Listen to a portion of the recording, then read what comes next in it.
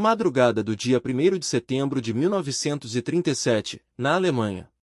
Clara, uma jovem sem nome de família, acordou assustada com batidas violentas na porta de seu quarto no convento. O relógio marcava 12h10.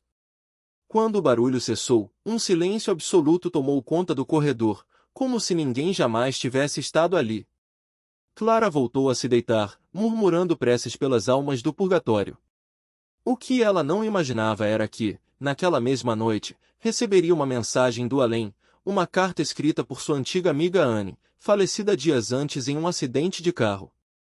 E, ao contrário do que se esperaria, a mensagem não pedia orações. Pedia justamente o oposto: Clara, não reze por mim. Estou condenada. As duas se conheceram em 1933, no local onde Clara trabalhava havia 6 meses. Na época, ela tinha 23 anos, era católica devota, reservada e sonhava em se tornar freira.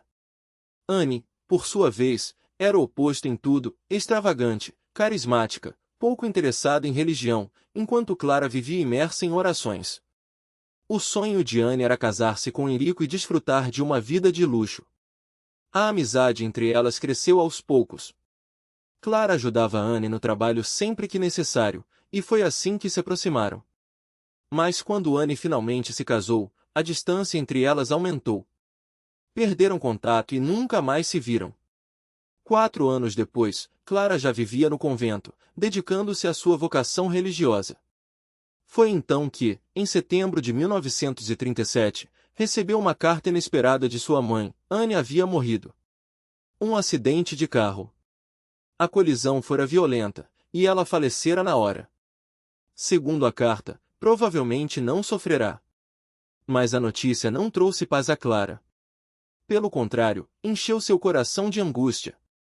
Será que Anne tivera tempo de se arrepender? Será que sua alma estava salva? Movida por essa inquietação, Clara passou o dia inteiro rezando pela amiga. Algo estranho, porém, começou a acontecer.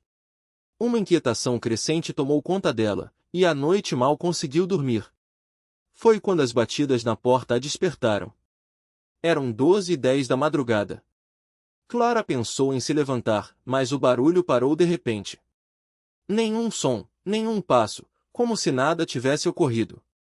Atribuiu aquilo à sua imaginação, abalada pela morte de Anne. Voltou a rezar pelas almas do purgatório e, exausta, adormeceu novamente. Foi então que veio o sonho. Um sonho tão real, tão vívido, que Clara jamais esqueceria.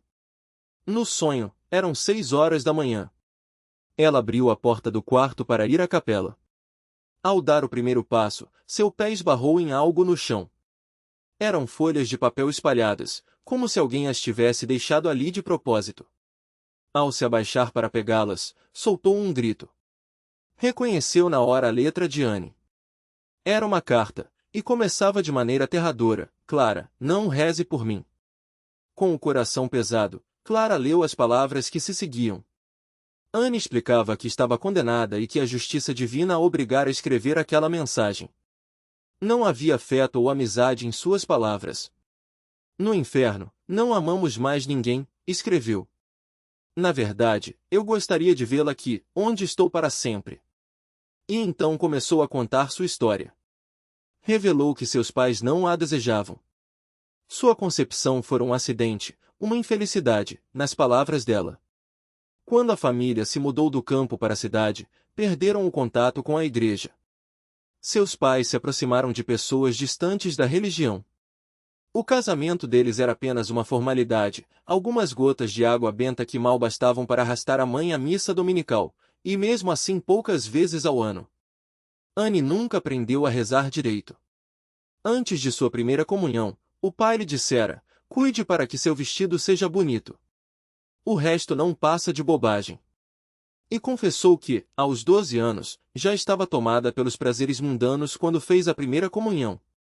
Não levou o sacramento a sério. Depois, Anne revelou algo terrível. Na noite em que seu pai morreu de apoplexia, ouviu uma voz misteriosa no quarto, perguntando 3 vezes: o que acontecerá se seu pai morrer? Cheia de raiva pelas brigas e pelo alcoolismo do pai, respondeu: bem, então é o que ele merece. Que morra. Na manhã seguinte, encontraram o pai morto. Anne explicou que aquela voz pertencia a um demônio. Eles andam pela terra sem serem notados, escreveu. Apenas muitas orações e sacrifícios teriam me livrado dele. E então veio o ensinamento mais importante da carta. Todos os condenados ao inferno não rezaram ou não rezaram o suficiente. A oração é o primeiro passo em direção a Deus. Rezar é a coisa mais simples que se pode fazer na terra. Deus ligou a salvação justamente a essa facilidade. Anne confessou que, nos últimos anos de vida, simplesmente deixará de rezar. Deus a chamava às vezes. Sentia uma nostalgia inexplicável ao entrar em uma igreja. Mas os prazeres mundanos sempre afogavam essas graças como uma enxurrada. Antes do casamento, confessou-se comungou, mas foi apenas por formalidade. Seu marido pensava como ela. Anne recusou-se a ter filhos, preferindo vestidos, móveis finos e passeios de carro. Foram 12 meses de prazeres terrenos entre o casamento e sua morte repentina. Mas Anne nunca fora verdadeiramente feliz. Algo sempre roía minha alma, escreveu. Sua religião estava no fim. Visitava catedrais apenas pelo valor artístico. Criticava os religiosos, zombava dos sinos que chamavam para a missa, dizendo que tudo não passava de interesse financeiro. E então chegou aquele domingo fatal, um dia radiante em que se sentia melhor do que nunca. Mas uma premonição sinistra a acompanhava. Naquela manhã, surgiu em sua mente uma ideia inexplicável: ir à missa mais uma vez. Soava como um pedido. Mas eu a cortei com um não decidido, escreveu. Com isso, encerro de vez. Assumo todas as consequências. Na viagem de volta, os faróis de outro carro ofuscaram sua visão. O marido perdeu o controle, sentiu uma dor esmagadora e perdeu os sentidos. Anne descreveu o que aconteceu depois: despertei das trevas no momento da minha morte. De repente, me vi envolta em uma luz ofuscante. Vi minha alma. Vi as graças desperdiçadas desde a juventude até meu último não a Deus. Não era possível permanecer diante dele. Só me restava uma coisa: fugir. Minha alma se lançou para longe daquela visão horrível. Esse foi o juízo particular. O juiz invisível falou: retira-te. Então minha alma caiu como uma sombra sulfúrica no lugar do tormento eterno. A carta terminava com uma descrição do inferno. O fogo aqui queima sem consumir. Nosso maior tormento é saber que nunca veremos Deus. Os católicos condenados sofrem mais do que os de outras crenças, pois desperdiçaram mais luz e mais graças. Quem mais conheceu, mais sofre. Clara contou que as últimas linhas da carta estavam tão tortas que mal se podiam ler.